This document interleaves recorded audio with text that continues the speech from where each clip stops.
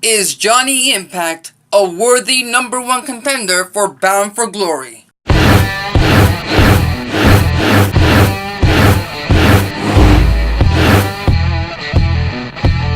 Welcome back to the ACB Wrestling Talk channel, your main source for wrestling news, topics, discussion, previews, all that kind of good stuff.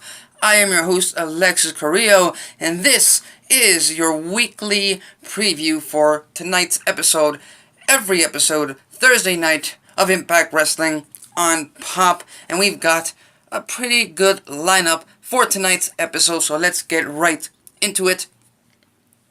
The Lucha brothers are in action. Pentagon and Phoenix face off against the Cult of Lee and Trevor Lee and Caleb Connolly.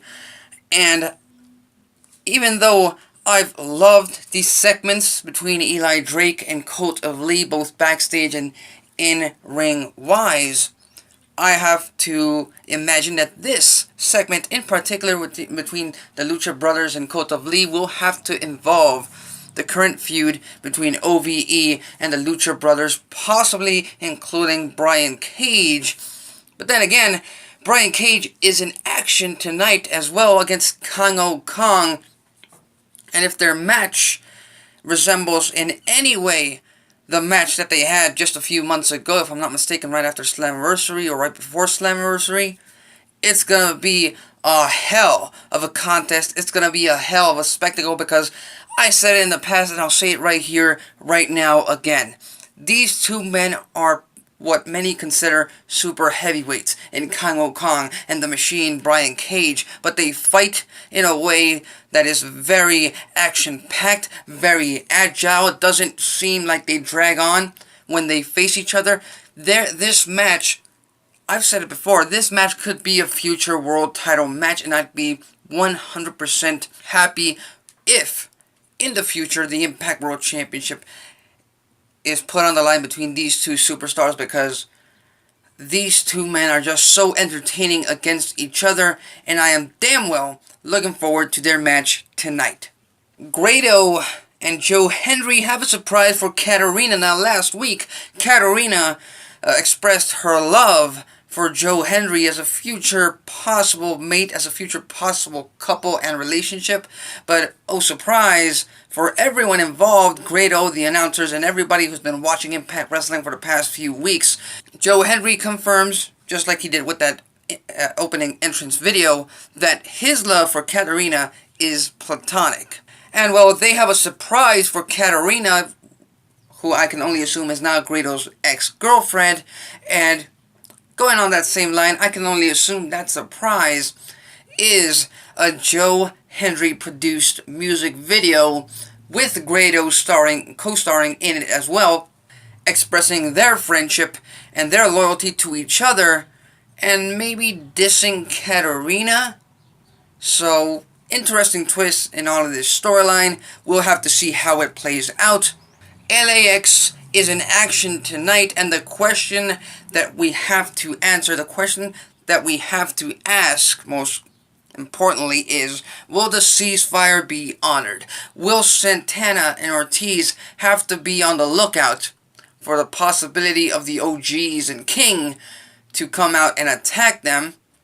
Even though last week we had that Mafia Mobster segment where they kind of promised, or they kind of arranged a ceasefire truce amongst both stables, it doesn't seem that King is gonna comply with it, because, like he said in that segment, you created the snake, and now you're expecting him not to bite. That's stupid.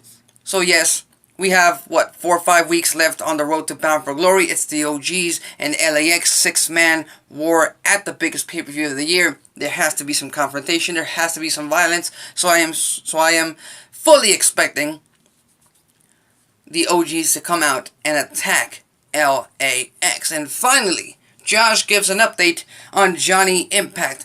He gives an update on Johnny Impact's condition after the beatdown he received by Aries, Moose, and Cross last week. But the real question that we have to ask right now is Impact a worthy #1 contender for Bound for Glory?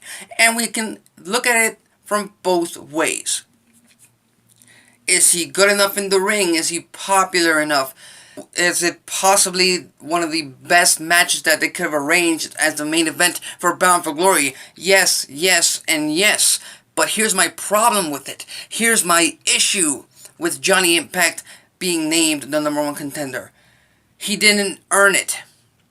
They did not put him in a situation that he earned that match. In fact, it was kind of surprising that Johnny Impact came out and just announced himself as the #1 contender when a week prior, or 2 weeks prior, I'm not really sure quite the timeline, but 2 weeks prior, he was feuding with Kongo Kong in a poolside party, and they didn't even have a match. Johnny Impact didn't even beat Kongo Kong.